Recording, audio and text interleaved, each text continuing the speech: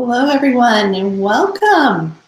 I was just saying I was confused about time and dates, and everything's so blurry, so I'm not even going to mention that today.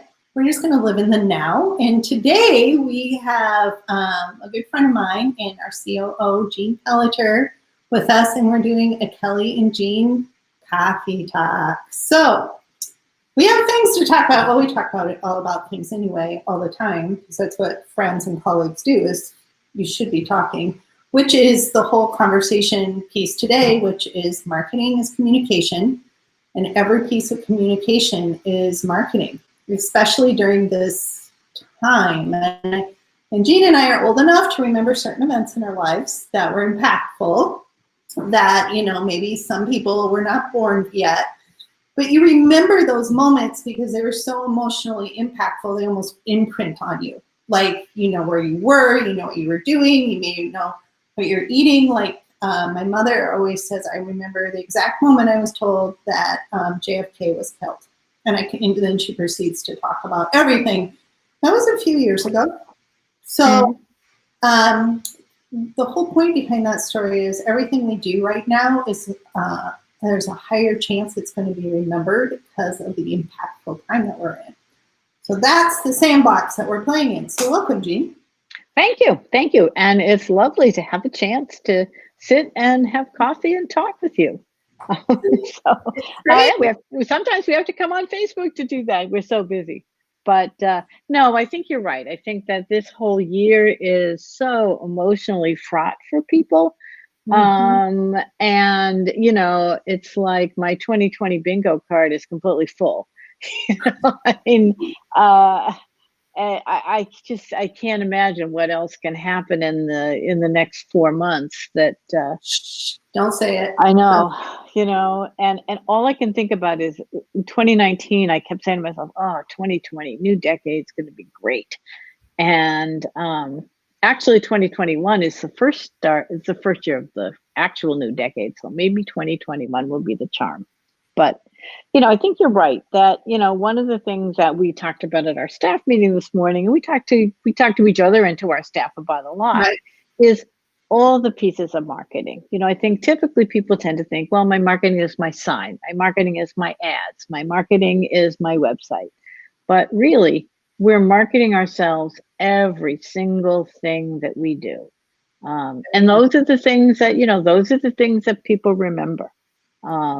You know, and it's the way we answer the phone. It's the way we communicate with clients. It's the look and feel of our website and our, you know, our messaging.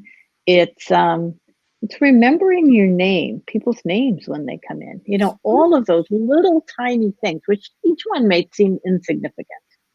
But everyone tells a story. Like every single piece of marketing, every single piece of communication that you're giving out, every email, every text, every whole message is creating a narrative or right, a story, which is, you know, a narrative equals a story. A story can be a narrative. And that's the emotion, and everybody's in a very emotional place right now, like we were talking about, right? So intellect disappears because it's on overload. Like I constantly say, bandwidth from 0 to 10. Most of us start the day at 8, so we don't have a lot of extra room, right? And then we sink from our head into just pure emotion, and we stop thinking. Right. No, you're exactly right. You know, and I think there are some little ways that practices can think about with their marketing, and sometimes it's little things like, what do your reminder emails look like? You know, are they friendly? Are they terse? What do your invoices look like? You know, do they thank the customer for being a customer, or do they not? You know, so I think there's, you know, if you have forms on your website, take a look, fill out the form, and see what does the person get back. You know, that's anything back at all. Right, exactly. Right? That's an excellent place. I had an appointment the other day and I filled out a form, and it was so nice because they gave me all the information I needed to know. And I put a flag on that email, I saved it, and I went back to it over and over again. And it gave me the feeling, wow, this company cares about me. You know, like They That's care enough that I don't have to go looking for, what time is it? What's the Zoom link? All of that stuff.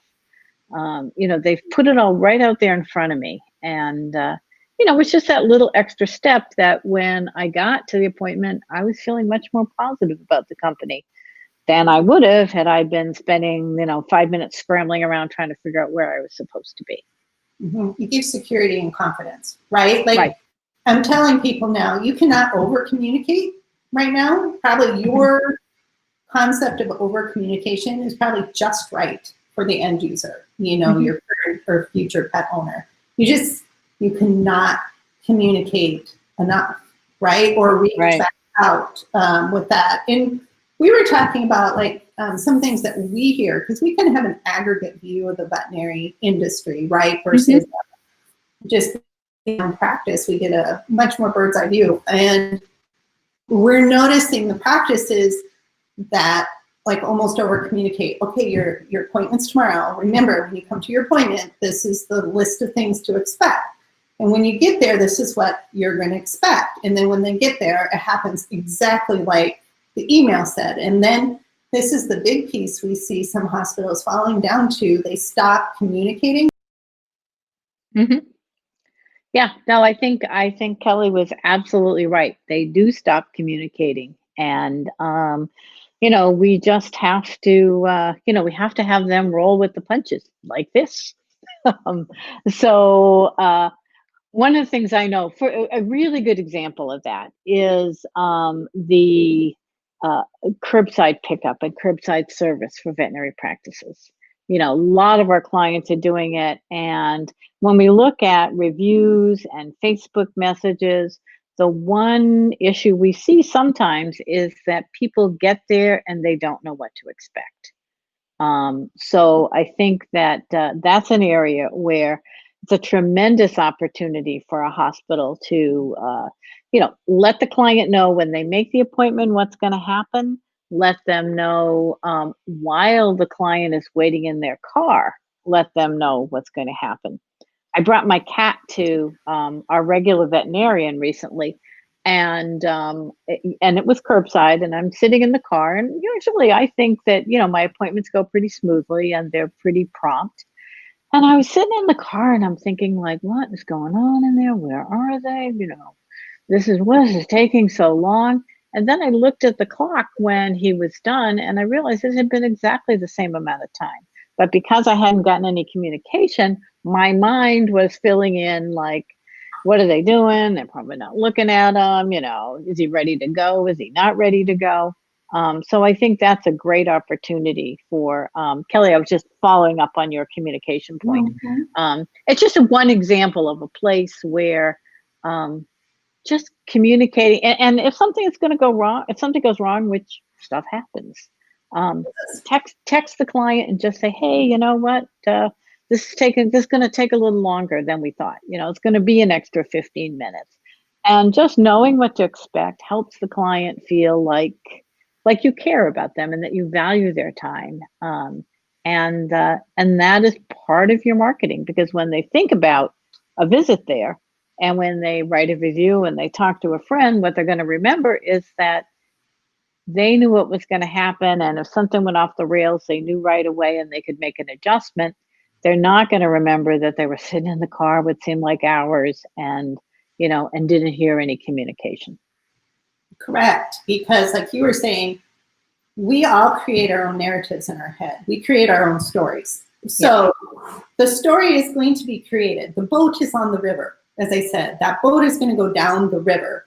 The hospital can help steer that boat for the experience on the outcome, right? And provide that rudder. And if you don't communicate, the person's going to create their own narrative, and it tends to be negative, because that's how we've been socially trained. So if you more information. Oh. So yeah, no, she's absolutely right. That I think it's really incumbent on all of us to just take that extra moment to communicate with our clients and to make sure that the way that we present ourselves in every way is it really speaks to the brand as we want to see it. And that goes to, the vet tech who comes out to the car, is he or she friendly? Is he or she give the client the idea that their pet will be well taken care of when the pet goes inside? There's just so many little ways to communicate to clients that we're professional, we know what we're doing, and more importantly, we care about you and your pet. Totally. And because like communication happens, which is weird because I can still keep hearing you talk when this happens. Oh, I thought we were so in sync that you were just seamlessly picking up on what I was saying. It's perfect. But even that brings another point is when you don't think people are listening to your communications, they really are listening to your communications. So just because you don't get feedback, using this example here, I could still hear everything. So just don't assume that you're not getting some sort of response from your marketing or things like that, that it isn't being observed and heard and assimilated, right? So again, even silence is a form of communication, which is a form of marketing. So I would suggest what I've been telling and suggesting to people, you should get an outside person, like even a family member, and have them go and find your practice and write down what they hear, what happened to them, and just what was their overall takeaway and the message of just looking at every single piece of communication, be it on hold and email and text. They can even make up an appointment and come in and just have a third party from somebody outside of the practice get a point of view. Now, we certainly can do that for all our clients, and we do. But if you aren't working with a marketing company, get somebody else to do it as well, because that, sometimes you can't see the forest through the trees concept. And you think, wow, I'm doing a great job, until you hear that maybe there's a few places that could use a little support in showing up, So that's a great idea. Yeah. Yeah, and somebody out there in your family or friend pool probably would be like, yeah, this is kind of a cool task, and then give them a gift card to Starbucks or your local coffee shop, wherever you are in the United States. We all have our own coffee joint preferences. So whatever that may be, right? And just get a 2-second take on it. Another place we're noticing too with communications is take the time to respond to reviews. That communication is so important. If it's a negative review, don't run away scared. Embrace it. Call the client if you know it and see if you can see where the miscommunication happened. Own it if you made mistakes. And then respond back. And if it's a happy review, oh my gosh, don't let that opportunity go either. Reach out to people and communicate, because you're having a digital relationship being formed. Mm-hmm.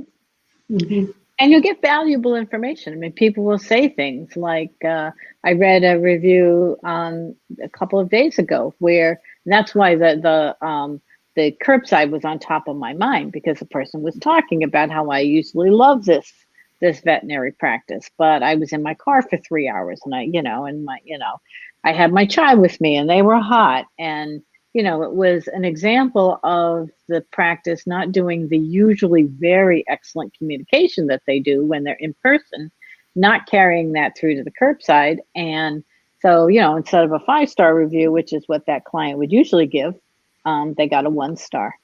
The other little tip is that like reviews are public. So right. There's nothing to stop you from going and looking at reviews from either competitors or other hospitals that you admire. Because I think you gain a lot of information. Look at the specifics, because they'll often say, Dr. Jones greeted me at the door, or I was very impressed with the way that the vet tech went step by step through all of her procedures. So it will really give you, I think, some great insights on what other hospitals are doing both right and wrong to communicate with their clients. I think it's an excellent idea. And I think we'll leave it there today. We've given a lot of points. Check out the reviews, have an outside source, be it a marketing company or somebody else that check over what your whole overall message and tone is saying. You know, make sure that you keep in mind every piece of communication matters, and look for holes and over communicate in your mind. Like, do more than you think you should, and you'll probably be doing just the right amount. So absolutely. This was fun, Jeanne. Thank you. Thanks for having coffee with me. You're welcome. We'll talk soon, of course.